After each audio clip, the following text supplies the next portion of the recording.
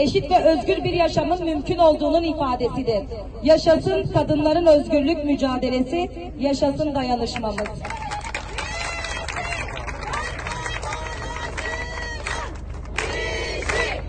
Yılını anmak üzere buradayız. Evet, Mahsa Amini katledileli 3 yıl oldu. Ancak kadın katliamları hız kesmeden devam ediyor.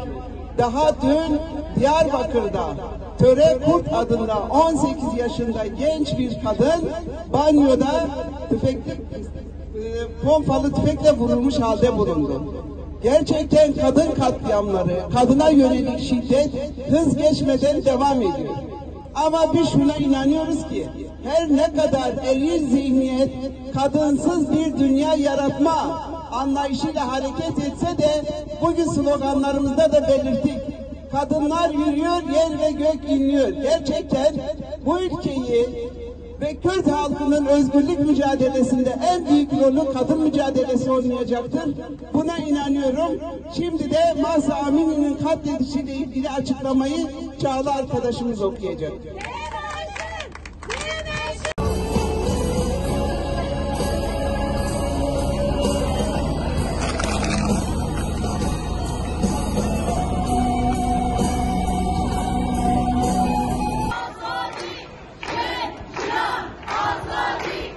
Jina Amini biz kadınların belleğinde bir yara, bir isyan olarak yerini aldı. Jina'nın katledilişi kadınların bedenine ve yaşamına yönelmiş baskının değil, aynı zamanda kadınların iradesini yok sayan erkek egemen düzenin de açık ifadesidir. Onun ölümü sadece İran'daki kadınların değil, Orta Doğu'nun dört bir yanında yaşayan kadınların ortak gerçeğini ortaya koymaktadır. İran rejimi kadınlara yönelik özel savaş politikaları, kadının sürekli denetim altında tutmayı esas almaktadır. Kadınların kıyafetlerinden kamusal alandaki varlığına kadar her alanı baskı kurmaktadır. Hem de Türkiye'de uygulanan politikalar kadın haklarını sistematik olarak kısıtlamakta, toplum üzerindeki patriarkal yapıyı güçlendirmektedir. Kadınların eğitim hakkından çalışma yaşamına, siyasal katılımına, özgürce var olma iradesine kadar pek çok alanda engellerle karşılaşmakta ve susturulmaya çalışılmaktadır. Buna rağmen kadınların direnişi büyümekte. Jiyan azadi felsefesi sınırları aşarak evrensel bir özgürlük çağrısına dönüşmektedir. Biz Van'da yaşayan kadınlar bu çağrıyı en yakından hissedenleriz. Çünkü burada kadınların yaşamı güvende değil. Kadın cinayetleri, şüpheli kadın ölümleri, her geçen gün artan erkek şiddeti Van'daki kadınların en yakıcı gündemidir. Hakkı hiçe sayılmakta, Jina'nın katledilmesi bu sistematik baskının ve devlet şiddetin en görünür yüzüdür.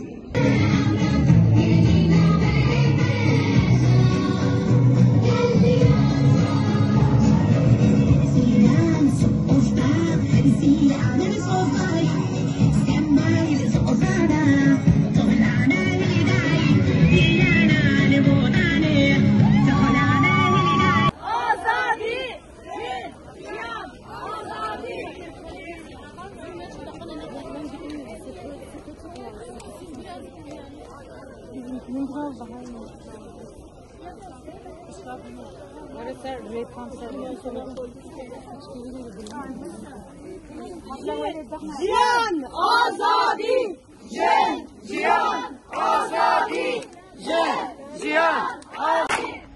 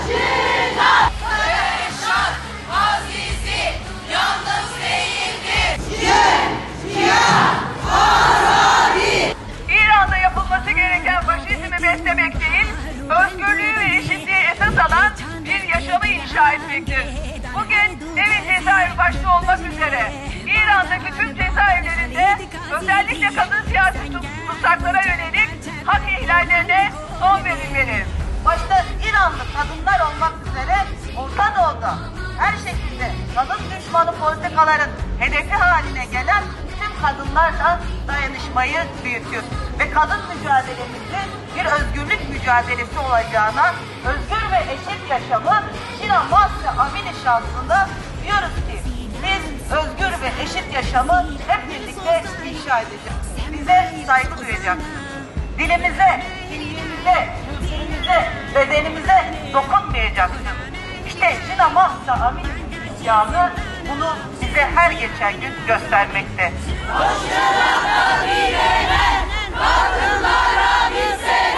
Bizler her alanda ortak mücadelemizi büyüteceğiz ve Jinjiyan Azadi felsefesini kendi manifestomuz yapacağız.